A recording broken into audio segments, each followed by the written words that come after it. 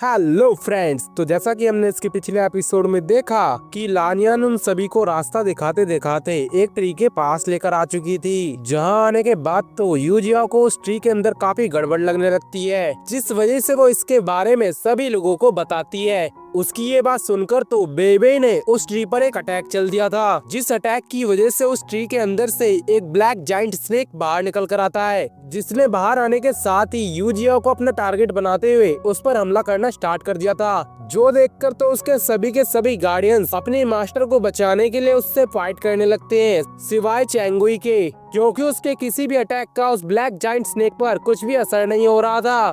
तो वहीं दूसरी तरफ वो ब्लैक जाइंट स्नेक ने तो यूजियाओ पे हमला करके उसको खाई के अंदर धकेल दिया था। जो देखकर तो बिना वक्त गवाए नानजी सीधा ही उस खाई से छलांग लगा देता है। तो अब आगे आज के एपिसोड की स्टार्टिंग में हम एक डेजर्ट में यूजियाओ को नानजी की बाहों में देखते हैं, जहाँ पर यूजियाओ अभी भी बेहोश पड़ी हुई थी। लेकिन जैसे ही उसको होश आता है, वो अपने आप को नानजी की बाहों में देखकर काफी हैरान हो जाती है। इसके साथ ही वो वहाँ पर शर्माते हुए उससे दूर भी हो गई थी। इसके साथ ही वो वहाँ पर कहने भी लगती है कि आखिर मैं गॉड ऑफ वार की बाहों में कैसे आ गई। वो ये सब कुछ यहाँ पर सोच ही रही थी कि तभी उसकी नजरें वहाँ पर आसपास के इलाके पे जाती है। जो देखकर तो वो नानजी से पूछती है कि गॉड ऑफ वार आखिर ये कौन सी जगह है। यूजियाओ की ऐसी बात पर तो नानजी उससे कहता है कि यही वो जगह है जिस जगह पर हमें पहुंचना था। उसकी ऐसी बात सुनकर तो वहाँ पर यूजियाओ काफी ज्यादा खुश हो जाती है। इसके बाद वो उसके पास आकर कहने लगती है, तो यानी कि हम इतनी देर से जिस जगह को ढूंढ रहे थे वो असली जगह ये है, मगर मुझे यहाँ पर बाकी के लोग दिखाई क्यों नहीं दे रहे। जो सुनकर तो नानजी से कहता है, क्योंकि ये जगह बिल्कुल ही अलग स्पेस के अंदर है। तुम्हारे जितने भी गार्डियंस हैं वो सभी के सभी एक अलग ही स्पेस के अंदर हैं, जिस वजह से शायद वो यहाँ तक कभी भी ना पहुँच पाए। लेकिन अभी के लिए हमें यहाँ पर किसी बंदे को ढूंढना होगा, नहीं तो मुझे यहाँ पर तुम्हारी सोल को ढूंढने में काफी ज्यादा डिफिकल्टी होगी। इतना कहने के बाद तो वो सीधा ही आगे की तरफ जाने लगता है। तो वहीं यूजियाओ तो वहाँ पर काफी खुश हो गई थी, क्योंकि चैंगुई से फाइनली जाकर उसको छुटकारा मिल गया। लेकिन तभी उसकी नजर वहाँ पर एक गड्ढे पर जाती है। जो देखकर तो वो वहाँ पर कहती है कि आखिर यहाँ पर इतना बड़ा गड्ढा कैसे हो गया। उसकी ऐसी बात सुनकर तो नानजी वहाँ पर ऑकवर्ड फील करने लगता है, क्योंकि ये गड्ढा सिर्फ नानजी की वजह से ही यहाँ पर बना था। वो यहाँ पर ऑकवर्ड फील कर ही रहा था कि तभी वहाँ पर एक बीस्ट की आवाज आती है, जिस वजह से वो दोनों ही वहाँ पर सावधान हो जाते हैं। इसके साथ ही हम वहाँ पर एक मॉन्स्टर को देखते हैं, जो कि सीधा ही नानजी की तरफ बढ़ रहा था। जो देखकर तो नानजी ने अपनी पावर का यूज करके उस मॉन्स्टर को वहाँ पर किल कर दिया था। तो वही नानजी को फुल पावर यूज करते हुए देखकर तो यूजियो वहाँ पर कहती है कि गॉड ऑफ वॉर आखिरकार आपकी सारी की सारी पावर्स वापस आ गई। और दोस्तों, यूजियो बस इसीलिए ऐसा कह रही थी क्योंकि मिस्टी वैली में रहने की वजह से उन सभी लोगों की एनर्जी काफी हद तक सप्रेस हो चुकी थी, मगर इस जगह पर नानजी की पावर्स अच्छी तरीके से वर्क कर रही थी। तो वहीं हम दूसरी तरफ दो बंदों को देखते हैं, जो कि उस बीस्ट को वहाँ पर शिकार करने आए थे। लेकिन उनकी नजर जैसे ही नानजी पर पड़ती है, वो तो इस बात से काफी ज्यादा भड़क जाते हैं, क्योंकि नानजी एक गॉड था और उनके लिए इस जगह पर गॉड्स का आना बिल्कुल मना था। जिसके बाद हमें इन दोनों बंदों का नाम जानने के लिए मिलता है, और इनका नाम यिंगजी और मोयांग होता है। जिसके बाद तो उन दोनों ने वहाँ पर नानजी पर अटैक कर दिया था, मगर नानजी ने अपनी पावर का यूज करके यिंगजी को कैद कर लिया था। जो देखकर तो मोयांग सीधा ही सतर्क हो जाता है और वो नानजी के हमलों को वहाँ पर डॉच करने लगता है। मगर नानजी से बच पाना इतना भी आसान नहीं था, उसने बड़ी आसानी से उन दोनों को ही वहाँ पर ट्रैप कर दिया था। इसके बाद नानजी उन लोगों से पूछता है कि आखिर तुम लोग कौन हो। जो बात सुनकर तो यिंगजी उससे कहता है कि तुम जैसे गॉड को यहाँ पर कभी भी नहीं आना चाहिए था। तो वहीं दूसरी तरफ मोयांग तो वहाँ पर कहता है कि मुझे यहाँ पर बस कुछ ही पावर्स की जरूरत है, उसके बाद मैं आसानी से इसको यहाँ पर हरा सकता हूँ। और उसके इतना कहते ही वो वहाँ पर उस बीस्ट की एनर्जी को एब्जॉर्ब करने लगता है, जिसकी वजह से उसके फेस के ऊपर काफी सारे पैटर्न्स बनने लगते हैं। और इसके साथ ही उसने बड़ी आसानी से नानजी का बैरियर भी डिस्ट्रॉय कर दिया था। जो देखकर तो नानजी भी एक स्वॉर्ड फॉर्मेशन के जरिए मोयांग पर अटैक करने लगता है। तो वही इसका साथ देने के लिए यूजियाओ भी वहाँ पर अपनी पावर्स को एक्टिवेट करने की कोशिश करती है, मगर उसकी पावर्स तो वहाँ पर उल्टा काम नहीं कर रही थी। जो देखकर वो वहाँ पर कहने लगती है कि आखिर अब ये क्या चल रहा है। मिस्टी फॉरेस्ट के अंदर तो मेरी पावर्स कुछ हद तक काम कर रही थी, पर यहाँ आने के बाद तो मेरी पावर्स ने काम करना ही बंद कर दिया है। कहीं ऐसा तो नहीं कि ये लोग अपनी पावर्स का यूज करने के लिए किसी और मेथड का यूज कर रहे हो। यूजियाओ को इस कंडीशन में देखकर तो नानजी का भी ध्यान उसकी तरफ चला जाता है, जो देखकर तो मोयांग उससे कहता है कि तुम्हारी फाइट यहाँ पर चल रही है, तुम्हें बस अपनी फाइट के अंदर फोकस करना चाहिए। मगर नानजी ने तो बड़ी आसानी से मोयांग के हर अटैक को डॉज कर लिया था। इसके साथ ही वो उसको एक लात मारकर नीचे गिरा देता है, लेकिन अभी भी मोयांग हार मानने के लिए तैयार नहीं था। वो फिर से नानजी पर अटैक करने के लिए आता है, मगर इस बार नानजी वहाँ पर टेलीपोर्ट होते हुए सीधा उसके पीछे आकर उसको फिर से नीचे गिरा देता है। जो सारा नजारा देखने के बाद तो यूजिया वहाँ पर दंग खड़ी रह गई थी, लेकिन तभी उस धूल के अंदर से नानजी बाहर आता है, जो कि सीधा ही यूजिया को लेकर वहाँ से जाने लगता है। जिसके बाद वो यूजिया से कहता है कि मुझे लगता है कि ये लोग यहाँ पर गॉड से नफरत करते हैं,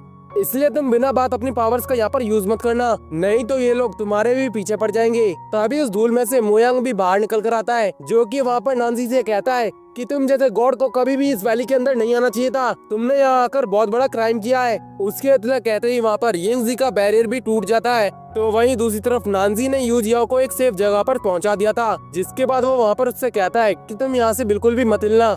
मगर दूसरी तरफ यिंगजी ने तो उसकी तरफ एक अटैक चल दिया था, जो देखकर तो नानजी वहाँ पर अपनी स्वॉर्ड के जरिए उसके ड्यूअल स्पेयर को रोकने की कोशिश करने लगता है, और इसमें वो कामयाब भी हो जाता है। जिसके बाद तो वो दोनों ही अपने अपने वेपन के साथ नानजी पर अटैक कर देते हैं, मगर नानजी अपनी स्वॉर्ड के जरिए उन दोनों को ही संभाल लेता है। इसके साथ ही वो उन लोगों से कहने लगता है कि क्या तुम लोग यहाँ पर फाइट को रोक नहीं सकते, मैं तुमसे यहाँ पर बैठकर बात करना चाहता हूँ। उसकी ऐसी बात पर तो यिंगजी उससे कहता है कि हमें किसी भी गॉड से कोई बात नहीं करनी। जो सुनकर तो नानजी भी समझ चुका था कि ये लोग ऐसे नहीं मानने वाले, जिस वजह से उसने अपनी स्वॉर्ड को भी अंदर रख लिया था। इसके बाद उनके दरमियान काफी अच्छी फाइट होने लगती है, जिसमें नानजी उन दोनों पर ही भारी पड़ते हुए दिखाई दे रहा था। तो वहीं वो फाइट के दौरान मोयांग की पावर्स को सेंस करते हुए अपने मन में कहता है कि इसकी पावर्स तो काफी ज्यादा हाई हैं, लेकिन इसकी फाउंडेशन काफी ज्यादा अनस्टेबल है। जिसके बाद तो उसने वहाँ पर यिंगजी को ठिकाने लगा दिया था, और अब सिर्फ वहाँ पर मोयांग ही बचा था। इसलिए वो वहाँ पर अपनी सुप्रीम स्वॉर्ड फॉर्मेशन का यूज करने लगता है, जिसकी वजह से आसमान से काफी बड़ी बड़ी सुप्रीम स्वॉर्ड्स बाहर आने लगती हैं। उनका ऑरा प्रेशर इतना ज्यादा स्ट्रॉन्ग था कि उन्हें महसूस करके मोयांग कहने लगता है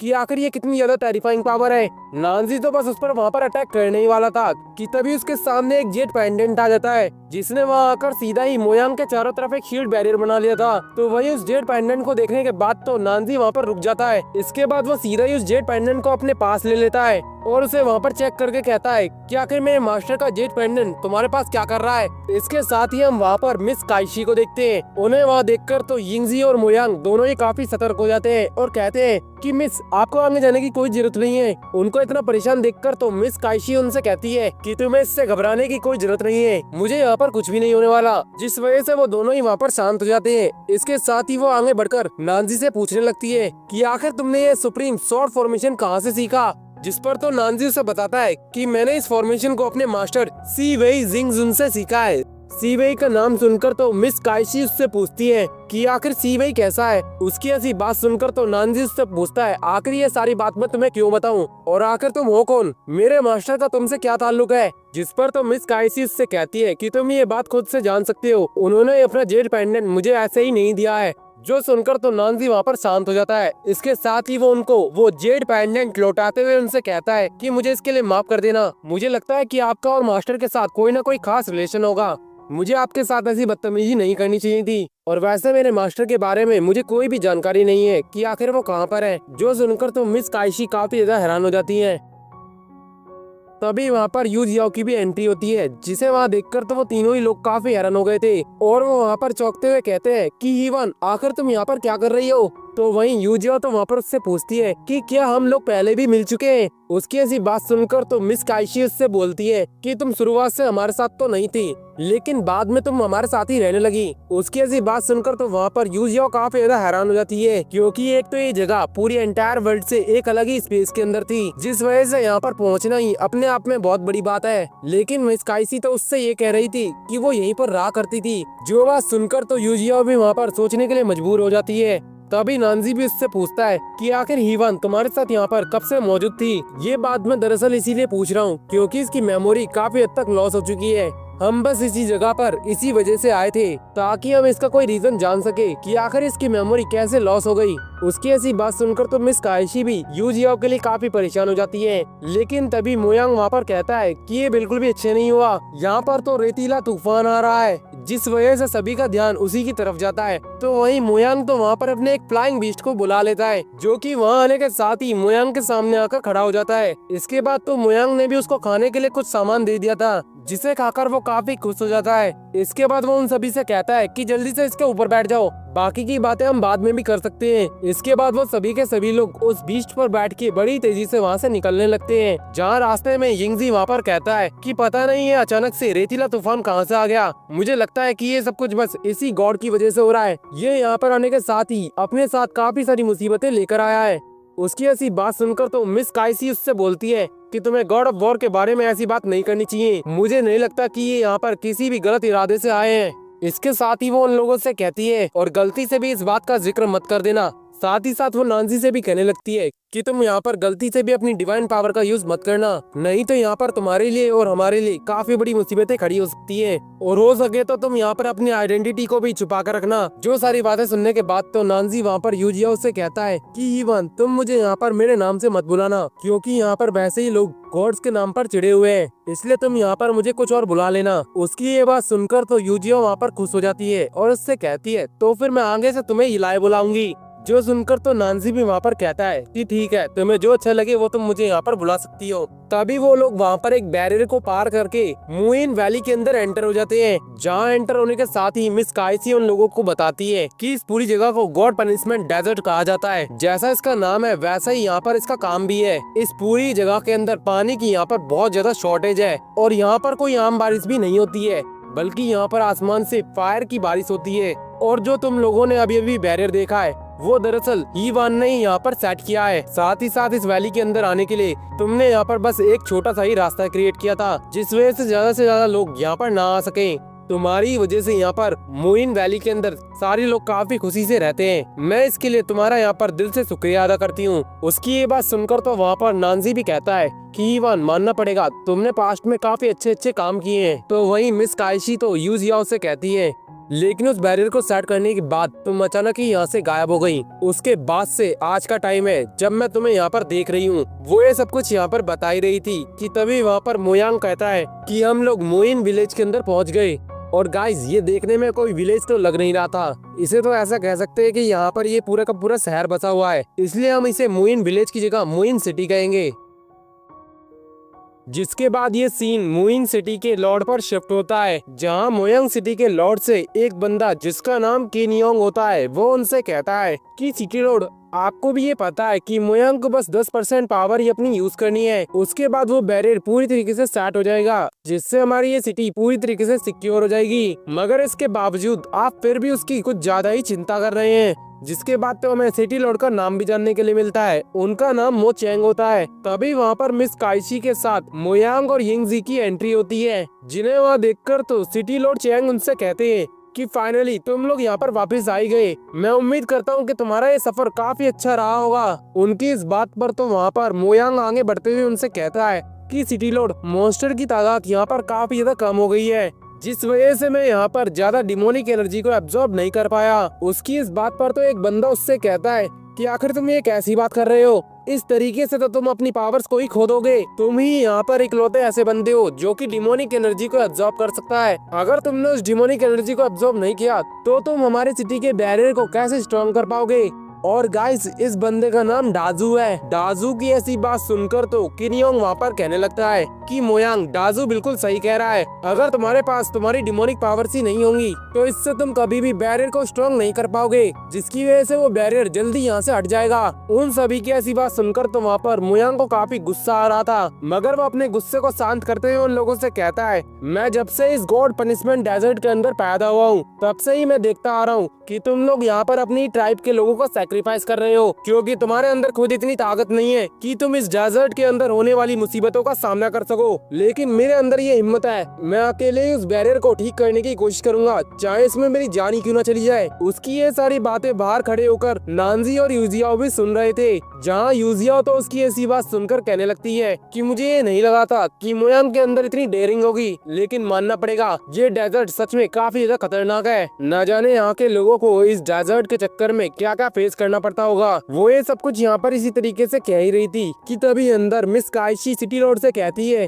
मोयांग उस बैरियर को ठीक करते करते अपनी काफी सारी पावर्स को कई बार एग्जॉस्ट कर चुका है। मुझे डर है कि अगर इस बार भी ऐसा हुआ तो इससे इसकी जान को भी खतरा हो सकता है। लेकिन तभी सिटी लॉर्ड मोचेंग को वहाँ पर नानजी और यूजियाओ के होने का एहसास हो जाता है, जिसके बाद वो उन लोगों से कहता है कि तुम लोगों को यहाँ पर छुपने की कोई भी जरूरत नहीं है। जो सुनकर तो बाहर खड़ी यूजियाओ भी एक पल के लिए हैरान हो जाती है और वो कहने लगती है, क्या इसने हमारी सारी बातें सुन ली? तो वहीं सिटी लॉर्ड की ऐसी बात सुनकर तो वहाँ पर मोयंग कहता है कि सिटी लॉर्ड, मेरी मुलाकात इनसे डेजर्ट के अंदर हुई थी और आप तो डेजर्ट के बारे में जानते ही हैं कि वो कितना ज्यादा खतरनाक है, इसीलिए मैं इनको यहाँ पर लेकर आ गया। उसके इतना कहते ही वहाँ पर यूजिया और नानजी अंदर की तरफ आने लगते हैं। सिटी लॉर्ड के चेहरे से ये साफ दिख रहा था कि उनका यहाँ पर आना सिटी लॉर्ड मोचेंग को बिल्कुल भी अच्छा नहीं लगा। तभी वहाँ पर किनियोंग यूजिया को देखकर कहने लगता है कि ये लड़की मुझे कुछ जानी पहचानी लग रही है, पता नहीं मैंने इसको कहाँ पर देखा है। किनियोंग की ऐसी बात सुनकर तो डाजू वहाँ पर सोचता है और उसे याद आ जाता है कि ये तो ईवान है, जिसके बाद वो इसके बारे में सभी लोगों को बताता है। साथ ही साथ वो वहाँ पर कहने लगता है कि ईवान, फाइनली तुम यहाँ पर वापस आ गई, लेकिन तुम्हारे पीछे ये बंदा है, आखिर ये कौन है और तुम इतने सालों से कहाँ पर थी? पता है हमने तुम्हें ढूंढने के लिए कितनी ज्यादा कोशिश करी थी। अब जब तुम वापस आई चुकी हो तो हम सभी मिलकर एक साथ यहाँ पर काम कर सकते हैं। डाजू की ऐसी बात सुनकर तो मिस काइसी बीच में आते हुए वहाँ पर कहती है कि डाजू, बेशक तुम सही सोच रहे हो, ये हिवानी है, मगर यहाँ पर एक बहुत बड़ी प्रॉब्लम है, इसके पास इसकी मेमोरी नहीं है, इसलिए इसे यहाँ पर तुम्हारे बारे में कोई भी जानकारी नहीं है। तो बेहतर होगा कि तुम अब से इसके लिए कोई भी परेशानी खड़ी मत करना। मिस काइसी की ऐसी बात सुनकर तो वहाँ पर किनियोंग भी कहता है कि बेशक इसके पास इसकी मेमोरी नहीं है, लेकिन इसके पास इसकी पावर्स तो होंगी, जिसकी मदद से यहाँ पर हमारे बैरियर को स्ट्रॉन्ग कर सकती है। और अगर ये मुइन सिटी के बैरियर को स्ट्रॉन्ग कर देती है तो मुझे नहीं लगता कि इससे यहाँ पर इसको कोई भी प्रॉब्लम होगी। किनियोंग की ऐसी बात सुनकर तो यूजिया वहाँ पर कहती है कि मुझे इसके लिए माफ कर देना, लेकिन मेरी पावर्स भी यहाँ पर सही से काम नहीं कर रही। उसकी ऐसी बात सुनकर तो वहाँ पर किनियोंग को काफी गुस्सा आता है और वो उससे कहता है, तो फिर क्या जब से तुम यहाँ पर हमारा टाइम वेस्ट कर रही थी? इसके साथ ही वहाँ पर कुछ सोल्जर्स यूजियाओ की तरफ बढ़ने लगते हैं, जिसके बाद तो वो सभी के सभी गार्ड्स वहाँ पर एक साथ ही नारेबाजी करने लगते हैं। वो वहाँ पर कहने लगते हैं कि तुम लोग यहाँ से बाहर चले जाओ। इसके साथ ही उन सभी लोगों ने वहाँ पर उन पर अटैक भी कर दिया था, जो देखकर तो नानजी सीधा ही उनके पास जाकर उन सभी लोगों को अपनी लाश से वहाँ पर दूर फेंक देता है, जिसकी वजह से वहाँ पर काफी सारे लोग तो घायल हो जाते हैं। तो वहीं एक बंदा तो नीचे खाई के अंदर गिरने लगता है, जो देखकर यूजिया तुरंत ही अपनी हेल विप को बाहर निकाल लेती है, जहाँ इस बार उसका हेल विप सही से काम कर रहा था और उस हेल विप की मदद से उसने उस बंदे को पकड़ लिया था। तो वहीं दूसरी तरफ यूजिया को हेल विप यूज करता हुआ देखकर तो किनियोंग के साथ साथ डाइजू भी काफी ज्यादा डर जाता है, क्योंकि उन्हें पता था कि हेल विप की पावर कितनी ज्यादा एक्सट्रीमली हाई है। जिसके बाद यूजिया उस बंदे को सेफली वहाँ पर लैंड करवा देती है। मगर इतना सारा तमाशा देखने के बाद तो सिटी लॉर्ड वहाँ पर काफी भड़क चुके थे। वो वहाँ पर उन लोगों पर काफी स्ट्रॉन्ग ग्रेविटी प्रेशर डालने लगते हैं, लेकिन नानजी के वहाँ पर रहते हुए यूजिया को वहाँ पर कोई भी टच नहीं कर सकता था। साथ ही साथ हमें देखने के लिए मिलता है कि उन दोनों को तो उस ग्रेविटी प्रेशर से कोई भी असर नहीं हो रहा था। जिसके बाद तो यूजिया वहाँ पर सिटी लॉर्ड से कहती है कि सिटी लॉर्ड, हमें आपके मामले में घुसने का कोई भी शौक नहीं है, हम यहाँ पर किसी चीज की तलाश में आए हुए हैं, जैसे ही हमें वो चीज यहाँ पर मिल जाएगी हम तुरंत ही आपकी ये सिटी को छोड़ देंगे।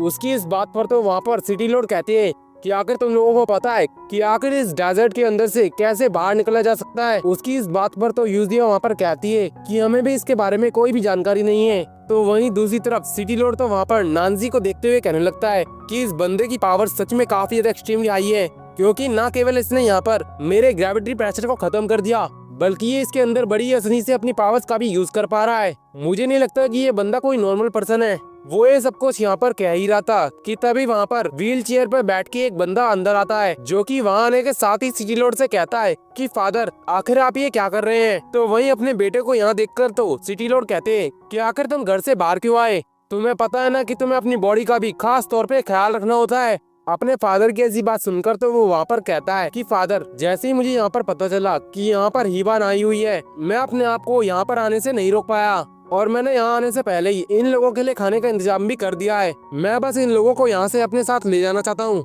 जिसके बाद ये सीन शिफ्ट होता है और हम उन सभी को बाहर देखते हैं, जहाँ पर सिटी लॉर्ड का सन उन लोगों से कहता है कि मुझे इसके लिए माफ कर देना, लेकिन मैं तुम्हें अभी के लिए खाना नहीं खिला सकता। जो सुनकर तो नानजी वहाँ पर कहता है कि तुमने हमारी यहाँ पर जान बचा ली, इतना ही हमारे लिए काफी है। उसकी ऐसी बात सुनकर तो वो बंदा भी वहाँ पर कहता है कि तुम्हें इतना पोलाइट बनने की भी जरूरत नहीं है। इसके साथ ही वो लोग वहाँ से जाने भी लगते हैं। जहाँ आगे जाने के बाद तो मोयांग वहाँ पर कहता है कि अगर तुम लोगों को यहाँ से बाहर निकलना हो तो तुम इसके बारे में मुझे तुरंत ही इन्फॉर्म कर देना, मैं तुम्हारे यहाँ से निकलने में तुम्हारी हेल्प करूंगा। जो सुनकर तो यूजिया भी उसके लिए राजी हो जाती है। उनको वहाँ से जाता हुआ देखकर तो यूजिया कहती है कि आखिर ये व्हील चेयर वाला पर्सन कौन है, जिस पर तो मिस काइसी उसके बारे में बताती है कि ये बंदा सिटी लॉर्ड का अडॉप्टेड सन सुयू है। और गाइस, मुझे लगता है कि सिटी लॉर्ड को मोयांग के साथ कोई ना कोई गहरा रिश्ता जरूर है, क्योंकि इन दोनों के नाम के आगे मो आता है। आपका इसके बारे में क्या कहना है? इसके बारे में आप मुझे कमेंट करके बता दीजिएगा।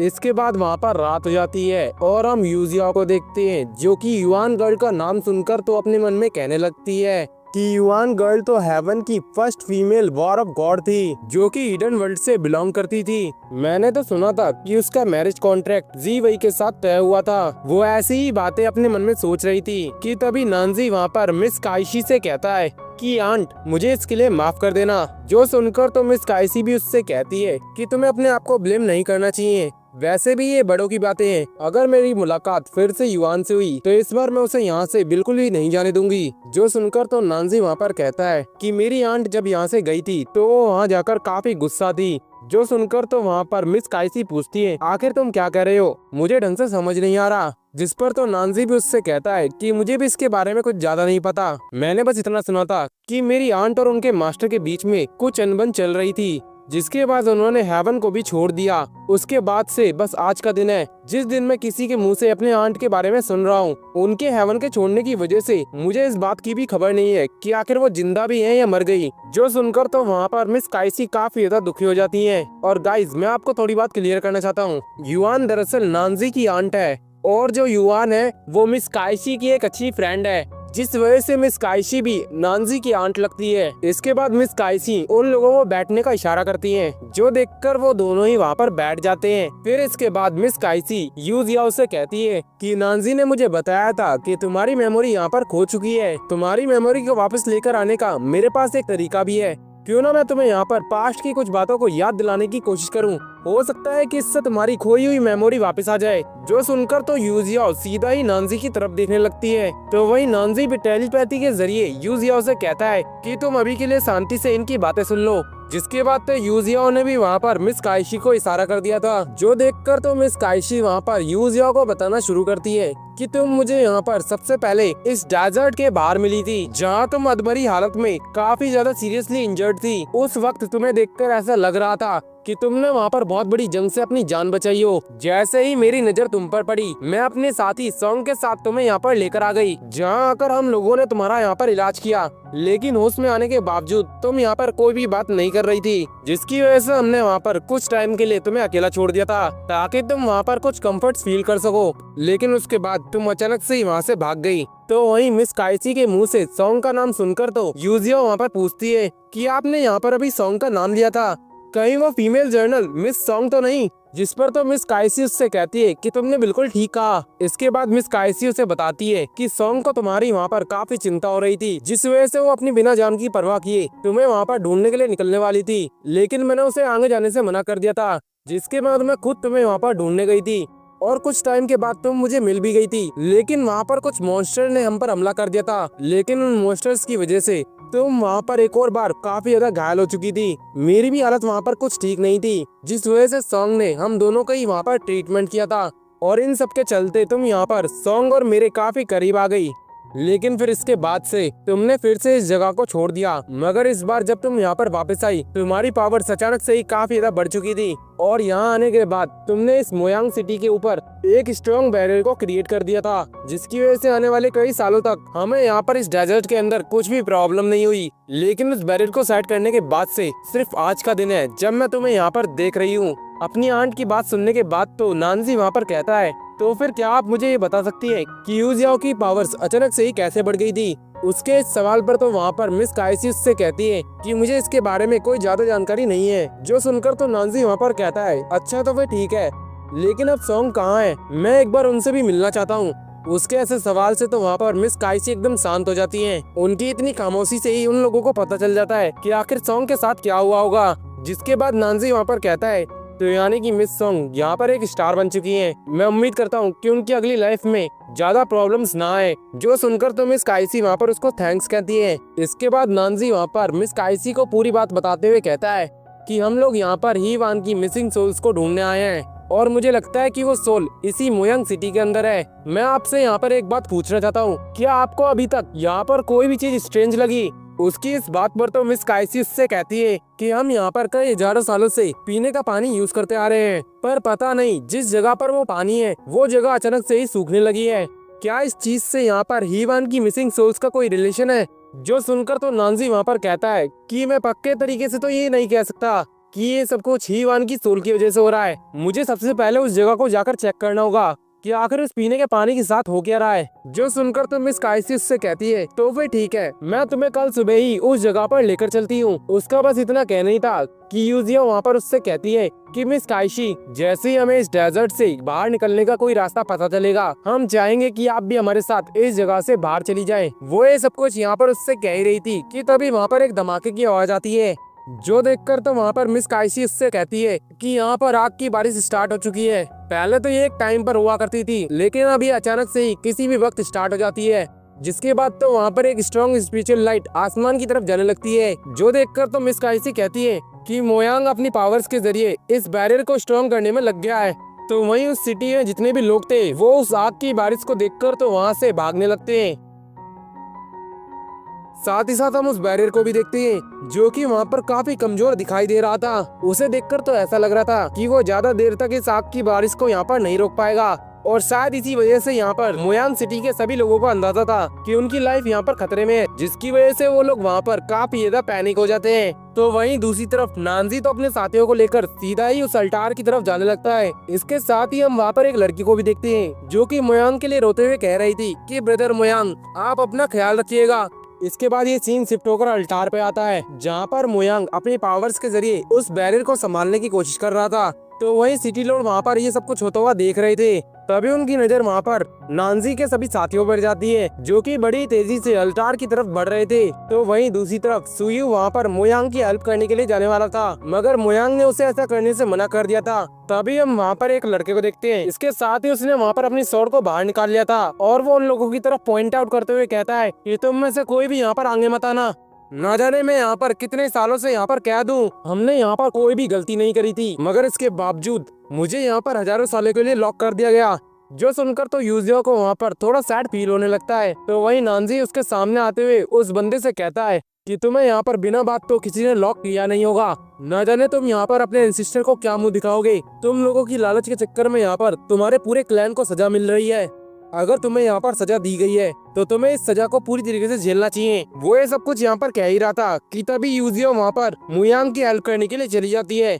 इसके बाद तो नानजी वहाँ पर मिस काइसी से पूछता है कि आखिर यहाँ पर बाकी के विलेजर्स कहाँ हैं। जो सुनकर तो मिस काइसी वहाँ पर उससे कहती है कि तुम यहाँ पर घुमा फिरा के सवाल क्यों कर रहे हो, सीधा सीधा पूछो ना कि आखिर इस बैरियर को केवल मोयांग ने ही क्यों संभाल रखा है। वो दोनों ही वहाँ पर ऐसी ही बातें कर रहे थे। तो वहीं दूसरी तरफ मोयांग तो वहाँ पर यूजियाओ को शुक्रिया अदा करने लगता है। इसके बाद उसे वहाँ पर वक्त मिल गया था। वो वहाँ पर अपनी और भी पावर्स का यूज करते हुए उस अल्टार को पूरी तरीके से चार्ज कर देता है, जिसकी वजह से वो पूरा का पूरा बैरियर काफी ज्यादा स्ट्रॉन्ग हो गया था। मगर इस चीज में मोयांग की वहाँ पर सारी की सारी एनर्जी एग्जॉस्ट हो जाती है। और इस सीन के साथ ही ये एपिसोड यहीं पर खत्म हो जाता है। अगर आपको मेरी एक्सप्लेनेशन पसंद आई हो तो वीडियो को लाइक करके चैनल को सब्सक्राइब करना मत भूलेगा। मिलते हैं इसकी नेक्स्ट वीडियो में।